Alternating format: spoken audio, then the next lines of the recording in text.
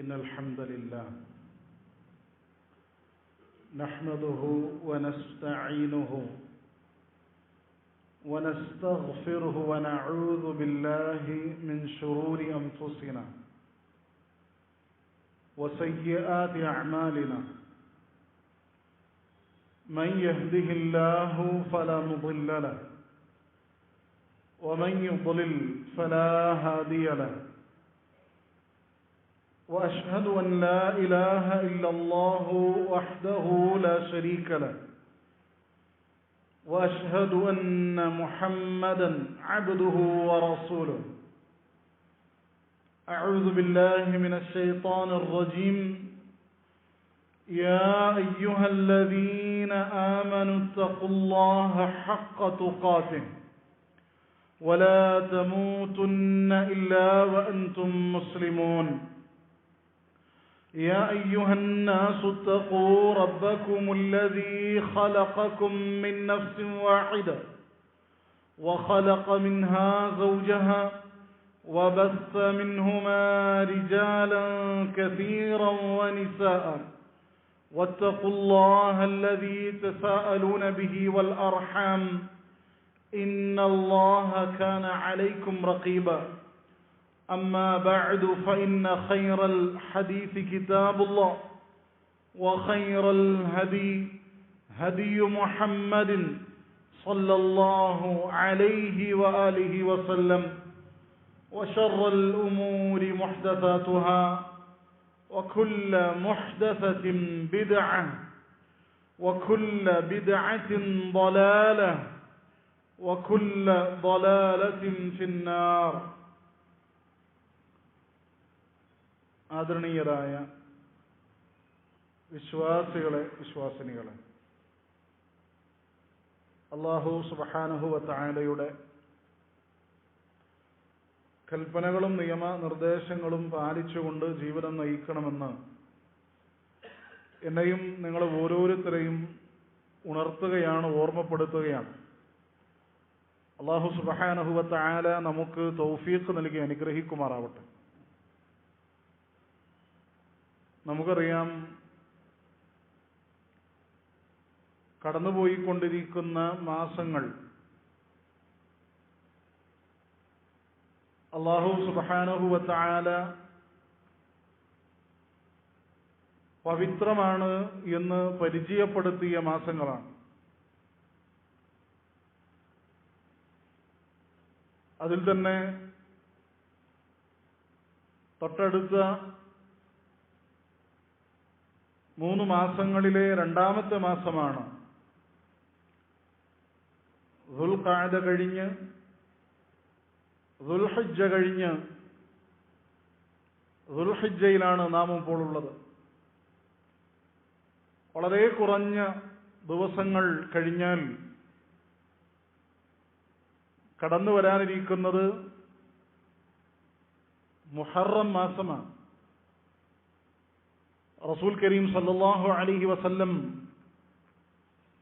അവിടുന്ന് പറയുകയാണ്, അസ്സനതു 12 ശഹ്റ, ഒരു വർഷത്തിൽ 12 മാസമാണുള്ളത്. മിൻഹാ 4 ഹുറും, അതിൽ 4 മാസങ്ങൾ പവിത്രമാക്കപ്പെട്ട മാസങ്ങളാണ്. സലാസത്തുൻ മുതവാലിയാത്തുൻ, ആ 4 മാസങ്ങളിൽ തന്നെ 3 മാസങ്ങൾ തൊട്ടടുത്ത മാസങ്ങളാണ്. എന്നിട്ട് റസൂലുള്ളാഹി സ്വല്ലല്ലാഹു അലൈഹി വസല്ലം ആ മാസങ്ങളെ നമുക്ക് പറഞ്ഞു നൽകുകയാണ്. ദുൽഖഅദയും ദുൽഹിജ്ജയും മുഹറമുമാണ് ആ 3 മാസങ്ങൾ, തൊട്ടടുത്ത 3 മാസങ്ങൾ. എന്നാൽ വേറിട്ടു നിൽക്കുന്ന മറ്റൊരു മാസം റജബാണ് എന്നും പ്രവാചകൻ സല്ലല്ലാഹു അലൈഹി വസല്ലം നമുക്ക് പഠിപ്പിച്ചു നൽകുകയാണ്. ഒരു വിശ്വാസിയെ സംബന്ധിച്ചിടത്തോളം ഇത്തരം മാസങ്ങളെക്കുറിച്ച് മനസ്സിലാക്കുകയും അത് തിരിച്ചറിയുകയും ചെയ്താൽ അവനൊട്ടേറെ ഗുണങ്ങളുണ്ട്.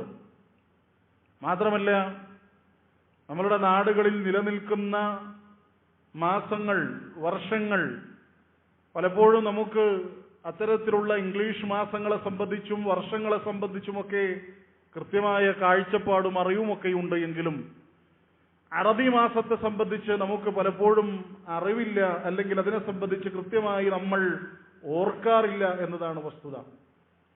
പണ്ഡിതന്മാർ പറയുന്നത് വിശ്വാസികൾ അവർക്ക് ഇത്തരത്തിലുള്ള വിഷയങ്ങളെ സംബന്ധിച്ച് അറിവ് വേണ്ടതുണ്ട് എന്നാണ്. മാത്രമല്ല ഇത് നമ്മളുടെ പല കർമ്മങ്ങളുമായി ബന്ധപ്പെട്ട് നിൽക്കുന്നവയുമാണ്. അല്ലേ, നമുക്കറിയാം കടന്നു വരാനിരിക്കുന്ന മുഹറം മാസം അത്തരത്തിലൊന്നാണ്. പ്രവാചകൻ സല്ലല്ലാഹു അലൈഹി വസല്ലം അല്ലാഹു സുബ്ഹാനഹു വ തആലയിലേക്ക് ചേർത്തിക്കൊണ്ടാണ് മുഹറം മാസത്തെ പരിചയപ്പെടുത്തിയത്. അവിടുന്ന് പറയുകയാണ്, അഫ്ദലുസ് സിയാം ബഅദ റമദാൻ ഷഹ്റുല്ലാഹിൽ മുഹറം. റമദാനിന് ശേഷം ഏറ്റവും ശ്രേഷ്ഠമായ നോമ്പ് അത് മുഹറം മാസത്തിലെ നോമ്പാണ്.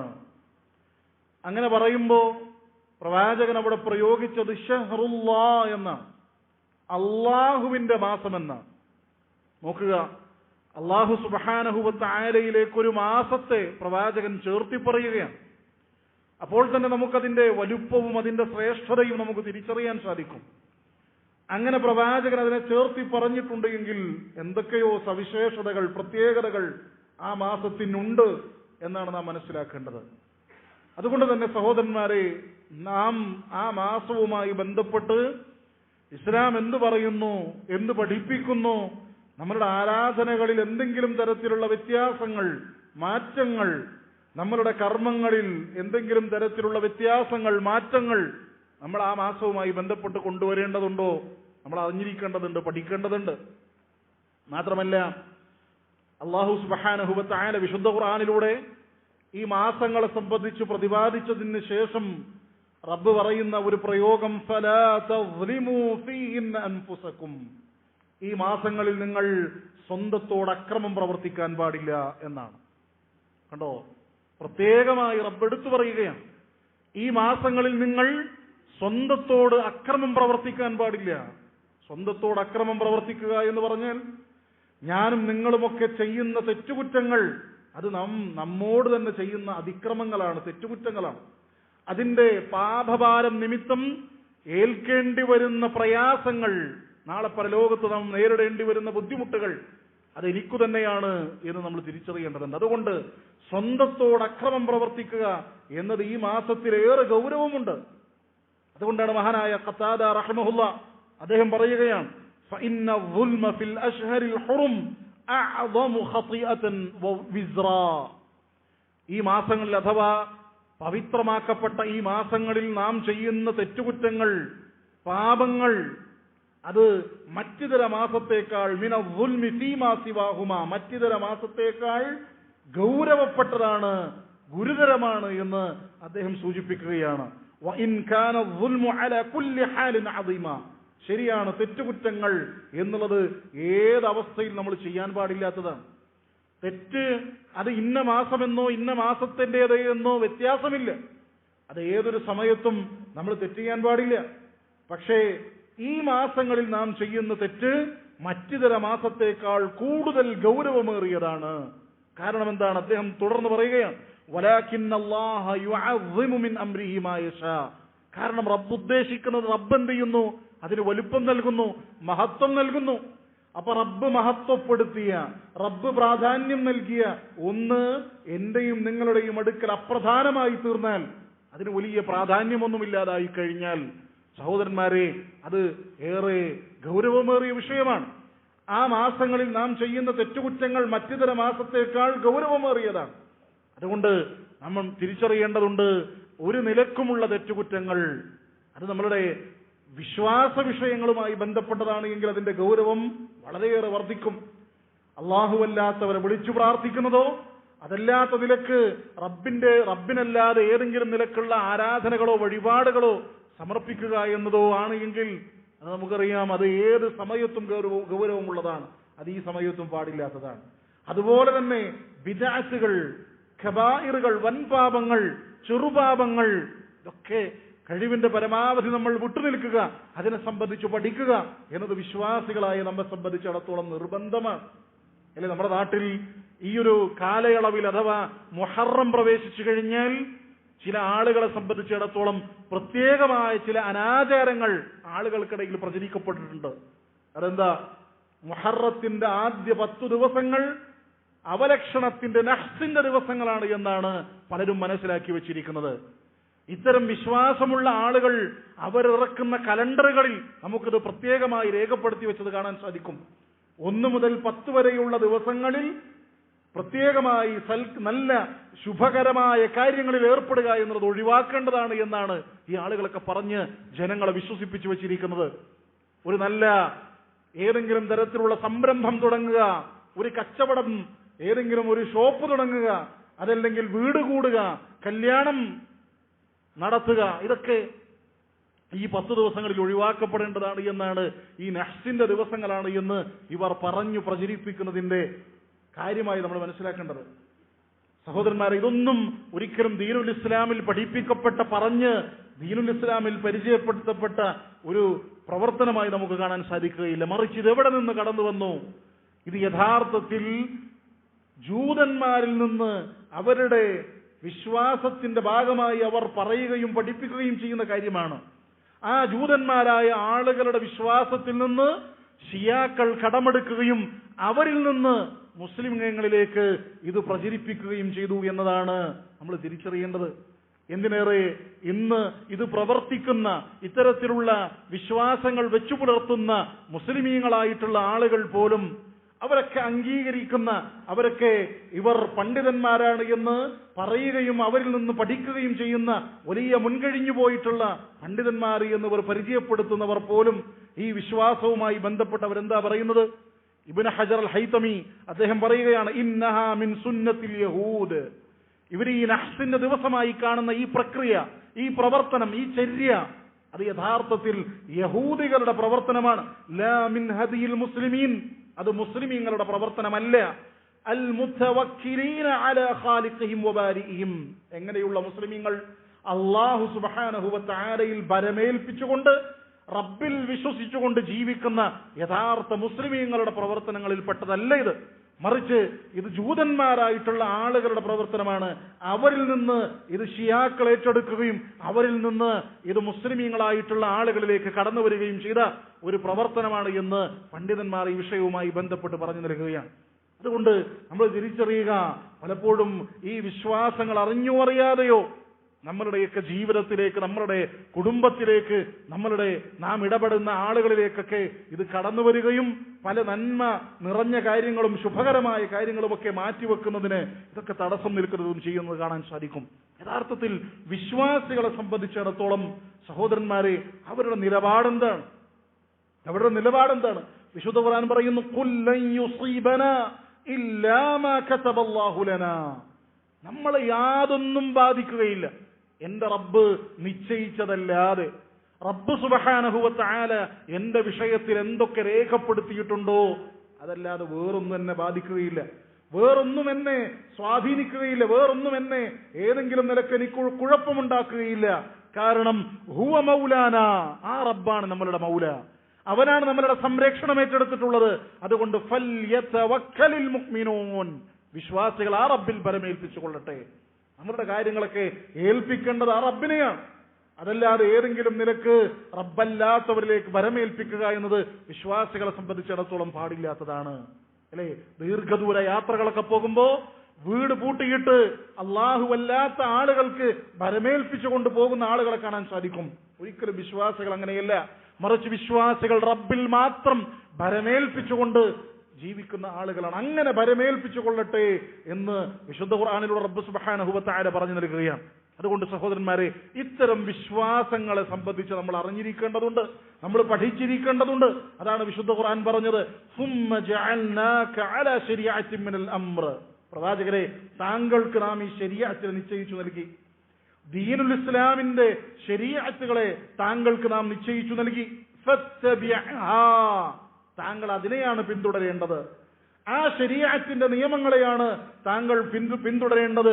വലാ തത്തബിഅ അഹ്വാ അല്ലദീന ലാ യഅലമൂൻ, അറിവില്ലാത്ത അവിവേകികളായ ആളുകളുടെ പിന്നാലെ താങ്കൾ പോകാൻ പാടില്ല. അവരുടെ ഹവകൾക്ക് പിന്നാലെ താങ്കൾ പോകാൻ പാടില്ല.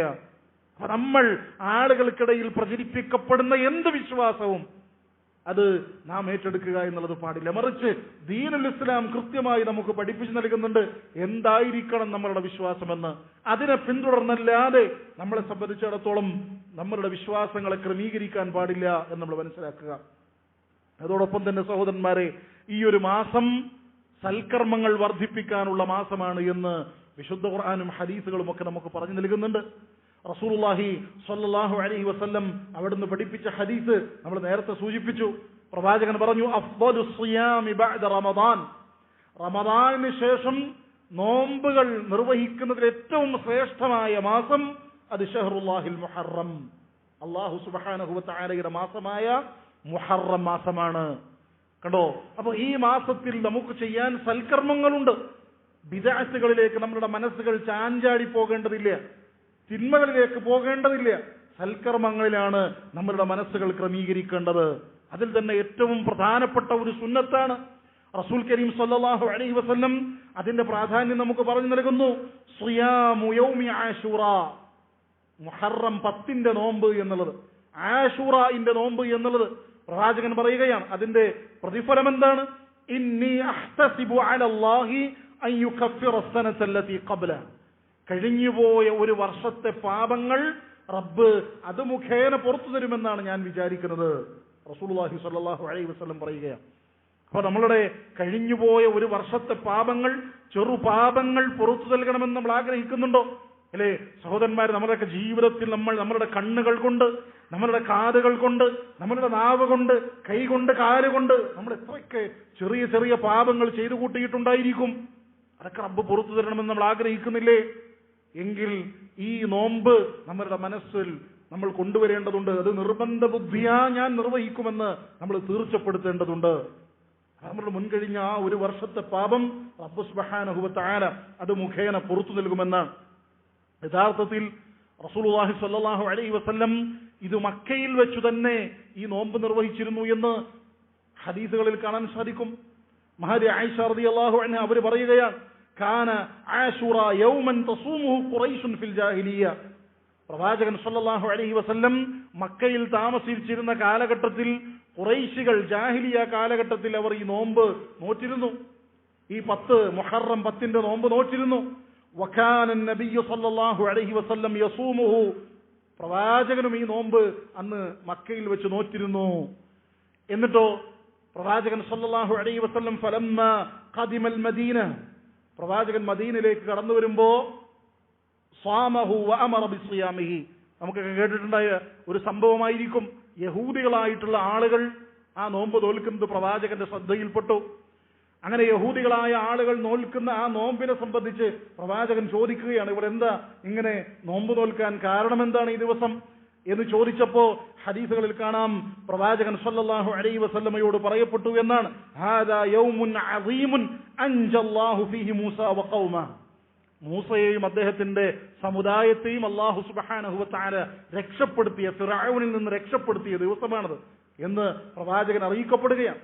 അഥവാ അതിന്റെ പേരിലാണ് അവർ ഈ നോമ്പ് നോൽക്കുന്നത് എന്ന് പ്രവാചകനോട് പറയുകയും പ്രവാചകൻ സല്ലല്ലാഹു അലൈഹി വസല്ലം പറയുന്നു, ഫനഹ്നു അഹഖു വഔലാ ബിമൂസ മിൻകും, നിങ്ങളെക്കാളൊക്കെ മൂസയോട് ഏറ്റവും അടുത്തു നിൽക്കുന്നത്, ഏറ്റവും അവകാശമുള്ളത് ഞങ്ങൾക്കാണ്. കാരണം നിങ്ങൾ മൂസ അലൈഹി സ്വലാത്തു വസ്സലാമിന്റെ മില്ലത്തിനെ വലിച്ചെറിഞ്ഞ ആളുകളാണ്, നിങ്ങൾ ഒഴിവാക്കിയ ആളുകളാണ്. ഞങ്ങൾ ഇപ്പോഴും പിന്തുടരുന്നത് അല്ലാഹു സുബ്ഹാനഹു വ തആലയുടെ കൽപ്പന പ്രകാരം വിശ്വാസ കാര്യങ്ങളിൽ മൂസ അലൈഹി സ്വലാത്തു വസ്സലാമിന്റെ മാർഗമാണ്. അതുകൊണ്ട് ഞങ്ങളാണ് ഹഖ്, ഞങ്ങളാണിത് നോൽക്കേണ്ടത് എന്ന് പറയുകയും പ്രവാചകൻ മക്കത്ത് നിന്ന് മദീനത്തേക്ക് വന്നതിന് ശേഷം സ്വഹാബത്തിനോട് ആ നോമ്പ് തുടർന്നു പോകാൻ വേണ്ടി കൽപ്പിക്കുകയും ചെയ്തു എന്ന് ഹദീസുകളിൽ കാണാൻ സാധിക്കും. കണ്ടോ? അപ്പോ ആ നിലക്ക് പ്രാധാന്യപൂർവം നിർവഹിക്കപ്പെട്ടിരുന്ന ഒരു നോമ്പായിരുന്നു ഇത് എന്ന് ഹദീസുകൾ നമുക്ക് കാണാം. മാത്രമല്ല ഇത് യഹൂദികൾ നിർവഹിക്കുന്നുണ്ട് എന്നറിഞ്ഞപ്പോ പ്രവാചകൻ സല്ലല്ലാഹു അലൈഹി വസല്ലമയുടെ ഹദീസുകളിൽ കാണാം പ്രവാചകൻ പറഞ്ഞു എന്നാണ്, ലഇൻ ബഖീതു ഇലാ ഖാബിലിൻ ലഅസൂമന്ന താസിഅ, ഇനി വരാനിരിക്കുന്ന വർഷം ഞാൻ ജീവിച്ചിരിപ്പുണ്ടെങ്കിൽ ഞാൻ 9 കൂടെ നോൽക്കുമെന്നാണ് പ്രവാചകൻ സല്ലല്ലാഹു അലൈഹി വസല്ലം പറഞ്ഞത്. അപ്പൊ 10 യഹൂദികൾ നോൽക്കുന്നുണ്ട്, ഇനി വരാനിരിക്കുന്ന ഒരു വർഷമുണ്ട് എങ്കിൽ, ഞാൻ അവിടെ ജീവിച്ചിരിപ്പുണ്ടെങ്കിൽ ഞാൻ 9 കൂടെ നോൽക്കുമെന്ന് പ്രവാചകൻ പറയാനുള്ള കാരണം എന്താ? യഹൂദികളോട് എതിരാവാൻ വേണ്ടിയിട്ട്. പക്ഷേ അള്ളാഹു സുബ്ഹാനഹു വ തആല പ്രവാചകൻ അതിനു മുൻപ് അള്ളാഹുവിന്റെ സമീപത്തേക്ക് വിളിക്കുകയാണ് ഉണ്ടായത്. അപ്പൊ സഹോദരന്മാരെ, അത് മറ്റൊരു സുന്നത്തായി പ്രവാചകനിൽ നമുക്ക് മനസ്സിലാക്കാൻ സാധിക്കും. അഥവാ 9-നും 10-നും നോമ്പ് തോൽക്കുക എന്നുള്ളത്, മുഹറം മാസത്തിന്റെ 9-നും മുഹറം മാസത്തിന്റെ 10-നും നോമ്പ് തോൽക്കുക എന്നത് പ്രവാചകന്റെ സുന്നത്തിൽ ഏറ്റവും നല്ല ഒരു സുന്നത്തായി നമ്മൾ മനസ്സിലാക്കുക. ആ നിലക്കാണ് നമ്മൾ നോമ്പ് തോൽക്കേണ്ടത്. ഇനി ഏതെങ്കിലും കാരണവശാൽ 9-ന് നമുക്ക് നോമ്പ് നോൽക്കാൻ സാധിച്ചില്ല, 10-ന് നോമ്പ് നോൽക്കുകയും 11-ന് നോമ്പ് നോറ്റുകൊണ്ട് യഹൂദികളോട് എതിരാവുകയും ചെയ്യുക എന്നുള്ളത്, അത് പ്രവാചകന്റെ ഈ ഹദീസിനെ വിശദീകരിച്ചുകൊണ്ട് പണ്ഡിതന്മാർ പറയുന്നത് കാണാൻ സാധിക്കും. ഇനി ഒരാൾ 10-ന് മാത്രം നോമ്പ് നോൽക്കുന്നത് അത് തെറ്റായ ഒരു കാര്യമല്ല. അങ്ങനെ നോമ്പ് നോൽക്കാം. പക്ഷേ ഏറ്റവും ശ്രേഷ്ഠമായ ഒരു കാര്യം അയാൾ 9-നും 10-നും നോമ്പ് നോൽക്കുക. ഇനി അതിന് ഏതെങ്കിലും കാരണവശാൽ നഷ്ടപ്പെട്ടിട്ടുണ്ട് എങ്കിൽ 10-നും 11-നും നോമ്പ് നോൽക്കുക എന്നതാണ് എന്ന് ഇത്തരം ഹദീസുകളെ വിശദീകരിച്ചുകൊണ്ട് മഹാന്മാരായ പണ്ഡിതന്മാർ നമുക്ക് പറഞ്ഞു നൽകുകയാണ്. അതുകൊണ്ട് സഹോദരന്മാരെ, ഇത്തരം സുന്നത്തുകളൊക്കെ നമ്മുടെ ജീവിതത്തിൽ പ്രാധാന്യപൂർവ്വം നമ്മൾ നോക്കിക്കാണുകയും അത് കഴിവിന്റെ പരമാവധി നമ്മുടെ ജീവിതത്തിലേക്ക് നമ്മൾ കൊണ്ടുവരാൻ വേണ്ടി പരിശ്രമിക്കുകയും ചെയ്യുക. അല്ലാഹു സുബ്ഹാനഹു വ തആല തൗഫീഖ് നൽകി അനുഗ്രഹിക്കുമാറാവട്ടെ.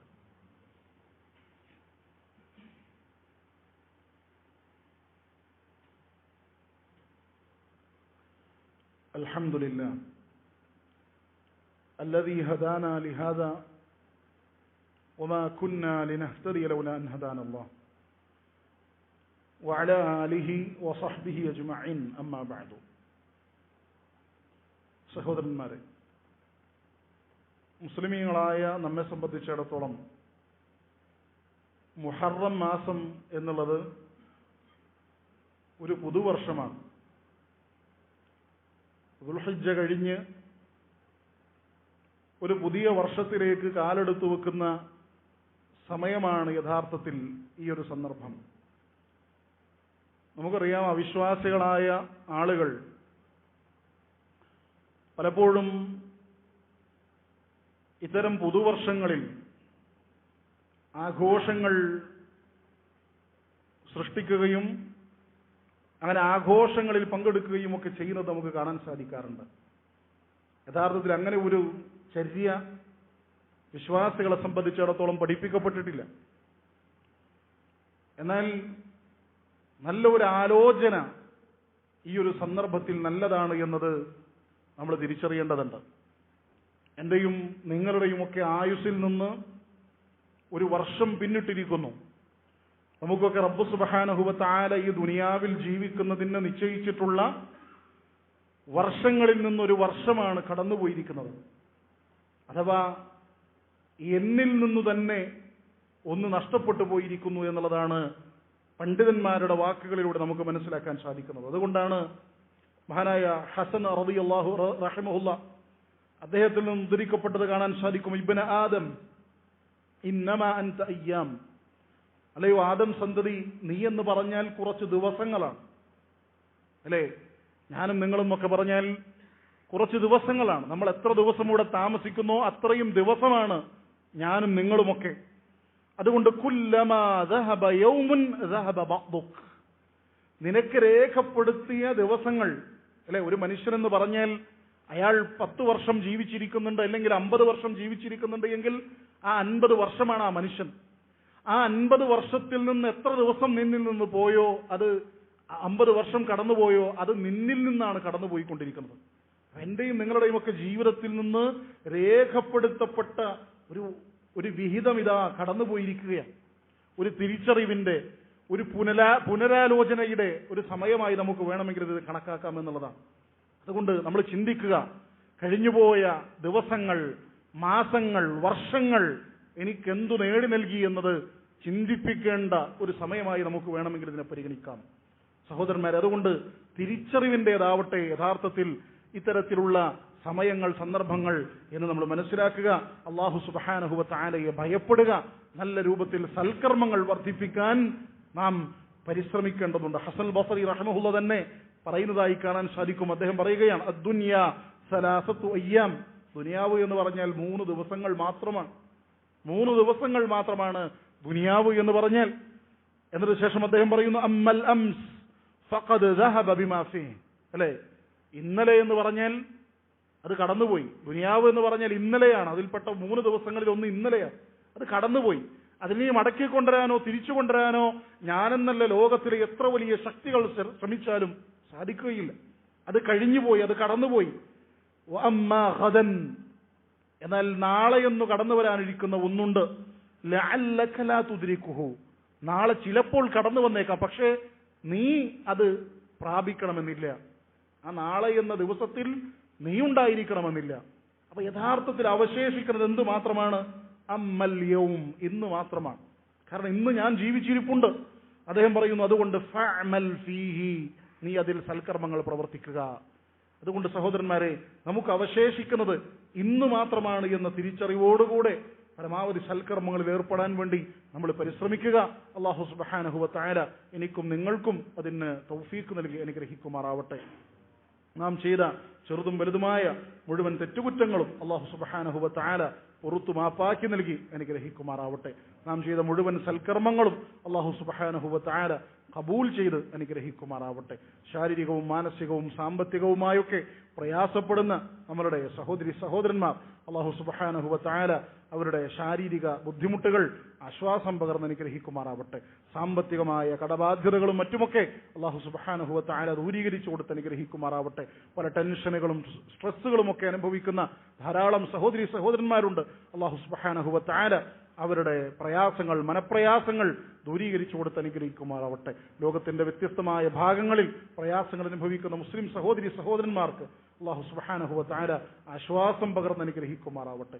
നമ്മളിൽ നിന്ന് മരണപ്പെട്ടു പോയ നമ്മുടെ മാതാപിതാക്കൾ, ബന്ധുമിത്രാദികൾ, സഹോദരി സഹോദരന്മാർ അല്ലാഹു സുബ്ഹാനഹു വ തആല അവരുടെ പാപങ്ങൾ പുറത്തു കൊടുക്കുകയും അവരുടെ ഖബറിടങ്ങൾ വിശാലമാക്കുകയും നാളെ നമ്മോട് ഒരുമിച്ച് ജന്നാത്തുൽ ഫിർദൗസിൽ ഒരുമിച്ച് കൂട്ടി അനുഗ്രഹിക്കുകയും ചെയ്യുമാറാവട്ടെ. റബ്ബനാ ആതിനാ ഫിദ് ദുനിയ ഹസന വഫിൽ ആഖിറതി ഹസനതൻ വഖിനാ അദാബന്നാർ. റബ്ബനാ ഹബ് ലനാ മിൻ അസ്വാജിനാ വദുർരിയാതിനാ ഖുർറത അഅ്യുനിൻ വജ്അൽനാ ലിൽ മുത്തഖീന ഇമാമാ. ആമീൻ ആമീൻ ബിറഹ്മതിക യാ അർഹമർ റഹീമീൻ.